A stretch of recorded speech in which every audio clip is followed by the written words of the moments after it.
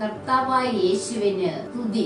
ലൂക്ക 18:29-30. യേശു പ്രതിവചിച്ചു, സത്യമായി ഞാൻ നിങ്ങളോട് പറയുന്നു, ദൈവരാജ്യത്തിനു വേണ്ടി വീടിനെയോ ഭാര്യയെയോ സഹോദരന്മാരെയോ മാതാപിതാക്കളെയോ സന്താനങ്ങളെയോ ഉപേക്ഷിച്ചവരിലാർക്കും കാലത്ത് തന്നെ അവ അനേകം മടങ്ങ് ലഭിക്കാതിരിക്കുകയില്ല. വരാനിരിക്കുന്ന കാലത്ത് നിത്യജീവനും. കൊളോസ്സോസ് 3:9. പരസ്പരം കള്ളം പറയരുതേ. പഴയ മനുഷ്യനെ അവന്റെ ചെയ്തികളോട് കൂടെ നിഷ്കാസനം ചെയ്യുവിൻ. ജഡികരായി ജീവിക്കുന്നെങ്കിൽ നിങ്ങൾ തീർച്ചയായും മരിക്കും.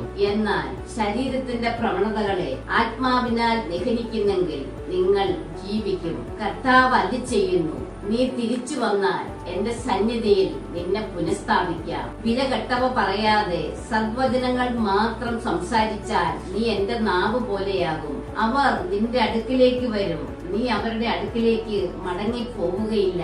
ആമേൻ.